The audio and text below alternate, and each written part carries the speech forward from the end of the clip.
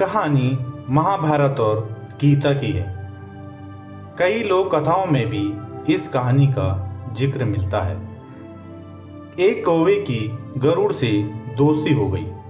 दोनों काफी समय साथ गुजारते थे।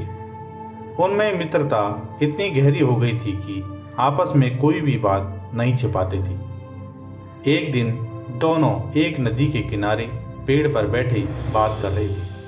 तभी एक यमदूत उधर से गुजरा। वो एक कौवे को देखकर मुस्कुराया। गरुड़ और कौवे ने उस यमदूत को अनदेखा किया और अपनी बातों में लग गए। लेकिन अगले दिन फिर वही हुआ। दोनों बातें कर रहे थे, तभी वही यमदूत फिर से गुजरा। वो फिर कौवे को देखकर मुस्कुराया। इस बार कौवे को कुछ शंका हुई।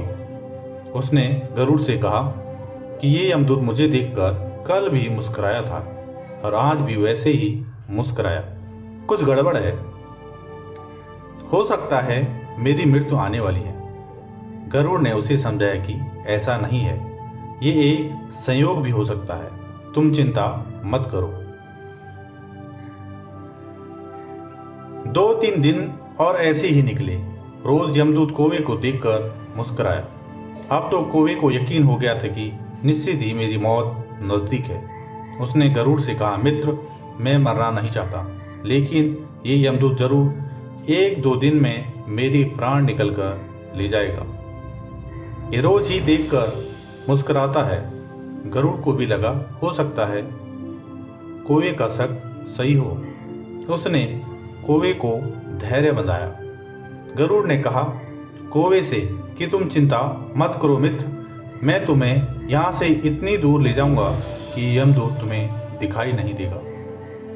गरुड़ ने कौवे को अपनी पीठ पर बैठाया और उसे जंगल से हजारों किलोमीटर दूर कैलाश पर्वत पर ले गया।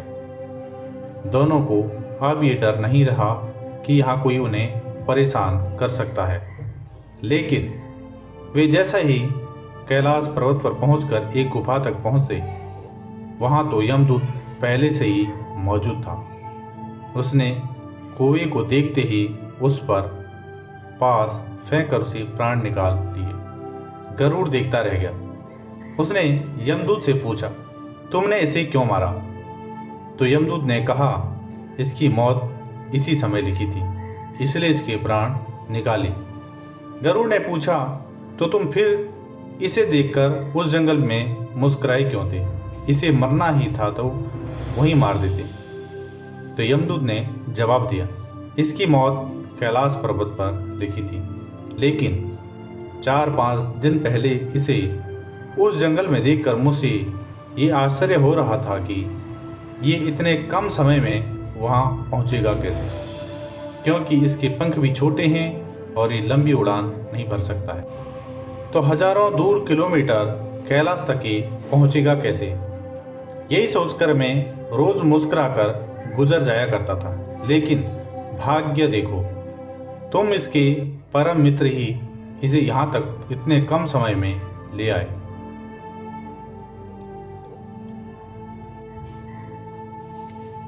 तो दोस्तों, इस कहानी से हमें सीख मिलती है कि जीवन और मृत्यु भाग्य की ही बात है।